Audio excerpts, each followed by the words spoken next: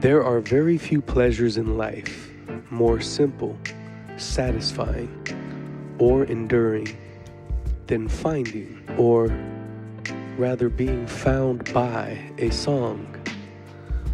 One that you never heard before, but now have, and can and will enjoy forever, anytime you listen to it. This time last year, I was in the worst place professionally, financially, and emotionally I had ever been in my 20 plus year career as a professional DJ. I saw triple zeros in my bank account for the first time in my life.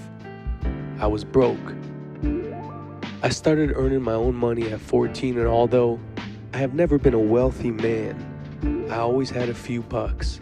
I could buy what I want, I could do what I want. And now, I had nothing. Honestly, if I had any other real work experience or education, probably would have hung it up, called it a career. It was a very dark stretch of my life. Then, just like that, without changing anything in particular, I started getting work again. Since the beginning of 2024, I have been working more nights consistently than I had in at least the previous 6 years, and with more of a connection to and joy from the music I play. Friday night at the Thirsty Crow. This is where I've been playing on Friday nights since January. They have given me a tremendous amount of latitude with the music I play, and thus far, it has been going very well. The people seem to enjoy the music I play, which is at least as often unfamiliar to them as it is familiar. Now, the place lends itself to this in no small part because there isn't really much of a dance floor and there's a lot of seating. But above all, here more than any other place I've worked in recent memory, people seem to be genuinely grateful and hungry to hear music that they've never heard. I keep those Shazammers, I play a lot of music that you can't hear anywhere else. Really good music, I think. Every song is a story, and I spent most of my life telling my story through other people's stories. This is the story of that. In an effort to be on my phone as little as possible while DJing, I opted to take notes about the night on a yellow legal pad.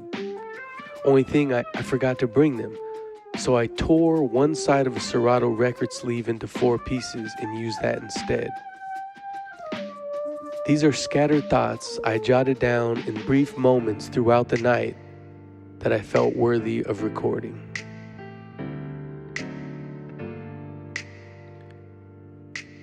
"10:31 p.m. A young lady to my right saw me wiggling and moving and gave me a "Hey." I snapped and pointed back at her in my own way to let her know I appreciated her appreciation of me.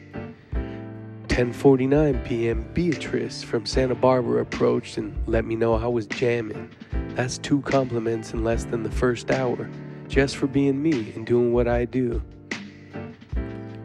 10:51 p.m. A long-haired guy gave me a head nod of appreciation and a smile from across the bar. I gave him one back. 10:57 p.m.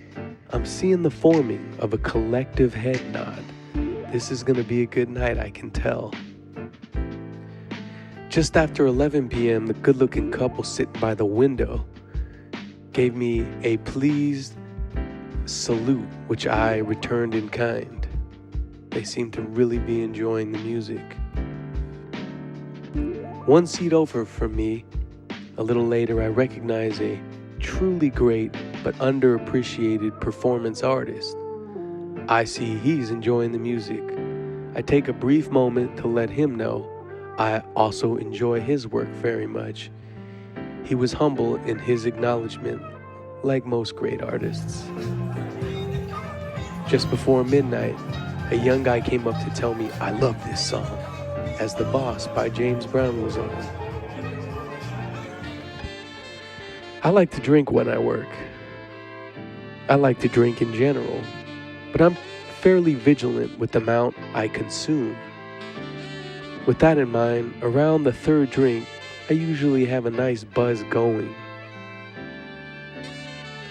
12:14 a.m., a nice guy named Jeremy orders a drink right next to me, gives me a little love on the music, and then we toast to the weekend. No timestamp, but I have recently noticed that in all my years DJing, I cannot remember a time when I have seen people making out so frequently, so consistently. Nearly every night of this current stretch I have been DJing, I have seen people making out. Straight, gay, young, old, all kinds of places, sucking faces. The flow of the night here usually consists of at least 2 to 3 changes of the crowd. People come in and come out, and there's a small contingent that will stay the duration. At some point, 2 ladies sat down right next to me and decided after about 20 minutes of listening to music and a couple little exchanges that they had a friend they'd like to set me up with. They asked me if I'm single. I said, I'm single like a dollar bill. We had a couple laughs and they said they're going to try to make it happen. Perhaps we'll fall deeply in love.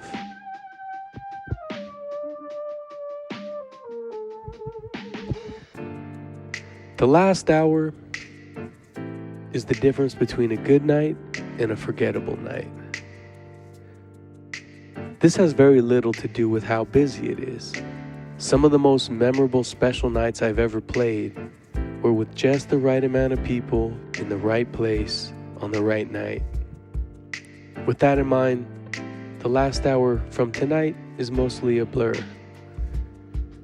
I remember a guy next to me who was fairly intoxicated as he closed his eyes and passionately sang along to Jimi Hendrix's version of Like a Rolling Stone, the final song for the night.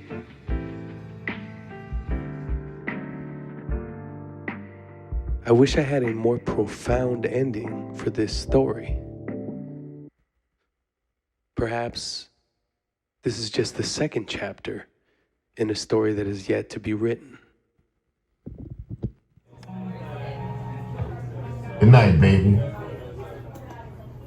All right, everyone, got about 2 minutes. Finish up your drinks.